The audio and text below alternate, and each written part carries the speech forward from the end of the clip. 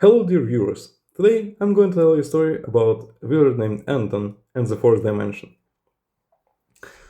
If you're English speaker, then it's probably your first and probably the last time seeing me. But it's unimportant because I think that the story I'm about to tell should be heard by everyone. So here it is. It's winter, early January, and our close yet distant friend comes back from the capital city from his college for a winter vacation. And we decide to go for a walk with him, my friend, and I. We go around our shops and we decide to visit a KFC restaurant.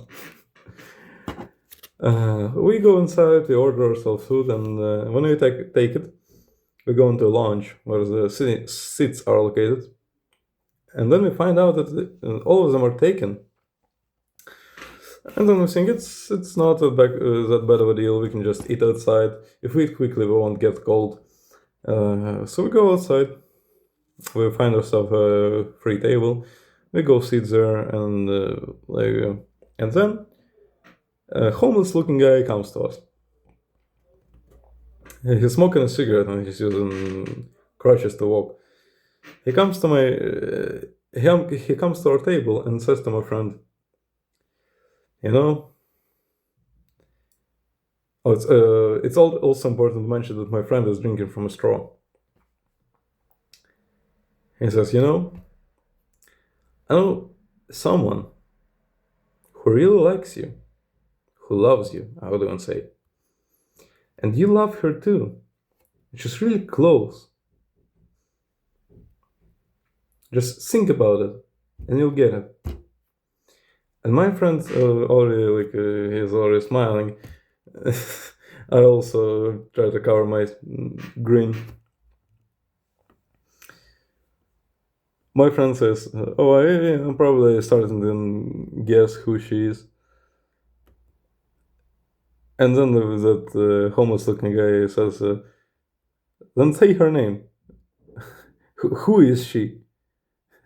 We of course we're silent because we think this is just another crazy homeless guy.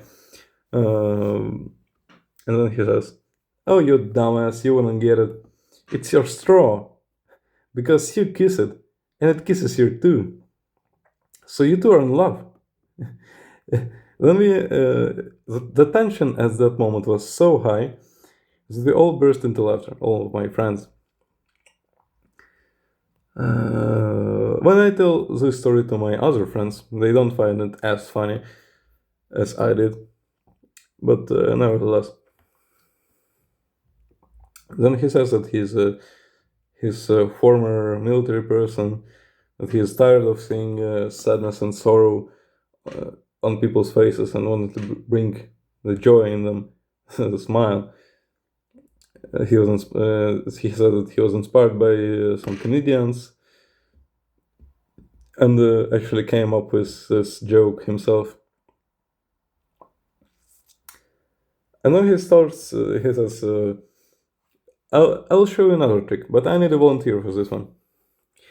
I call to be the volunteer, and he puts me into a place near a table. I'm standing. So he starts walking around me in circles and asking me 3 questions. I don't remember the third one, but the first one was, "When is your birthday?" But you have to tell me in days, hours, and minutes. As the second one was, "What is your real name?" I said that my name was Anton. No.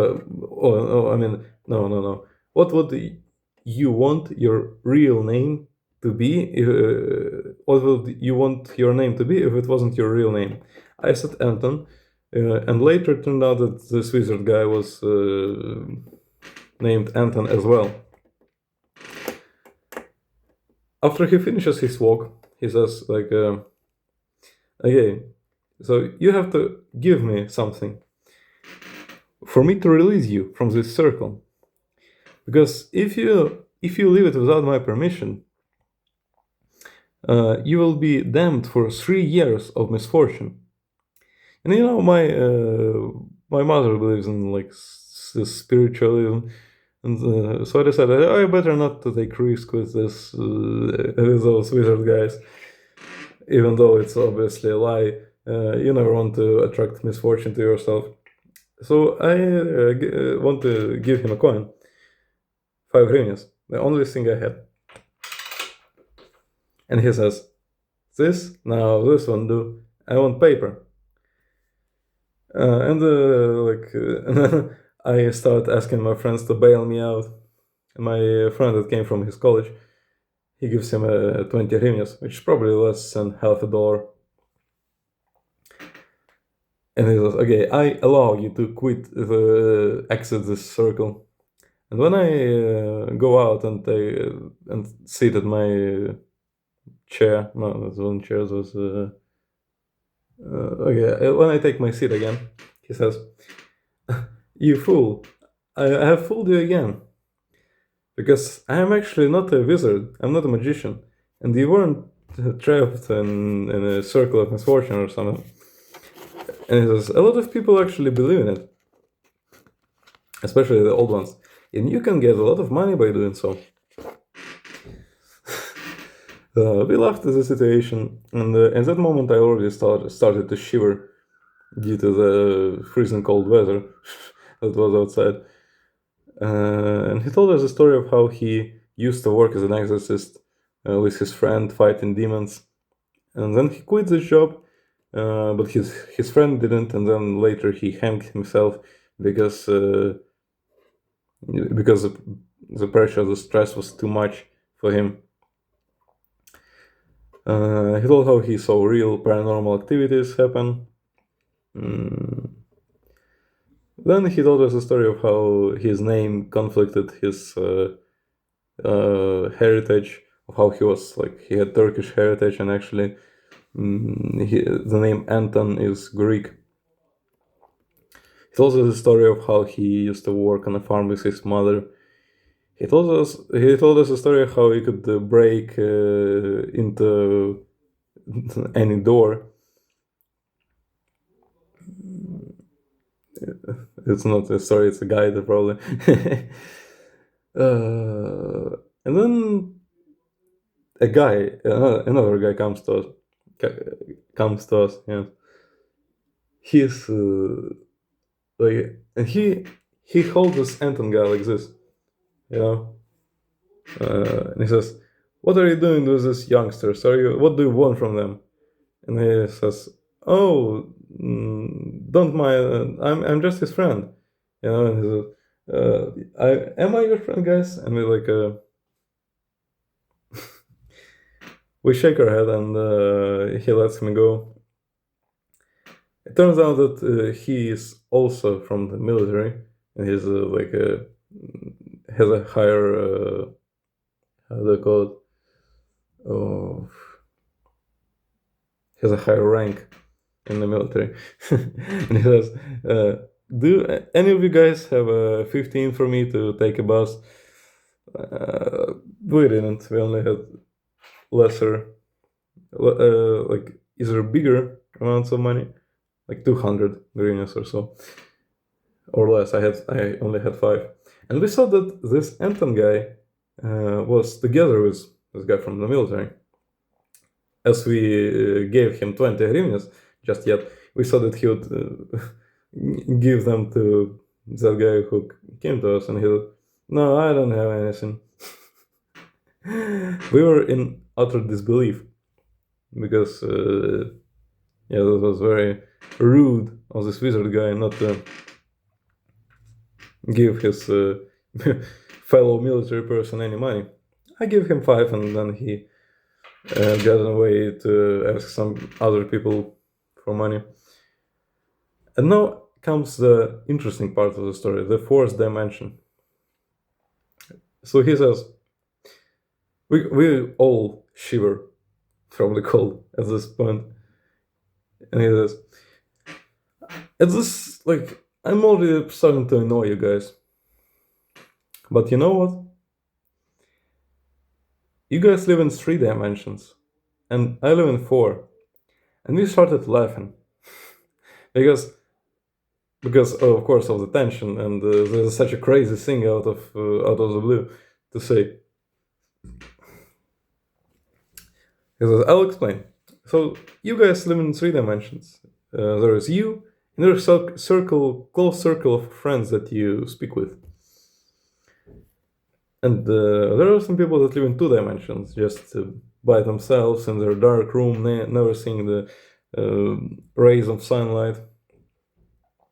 And then he says, and there's I. I live in 4 dimensions because I speak with different kinds of people all over the place. Like I go to this guy, tell him a story. I go to other guy, I tell him a joke. Every day a new person.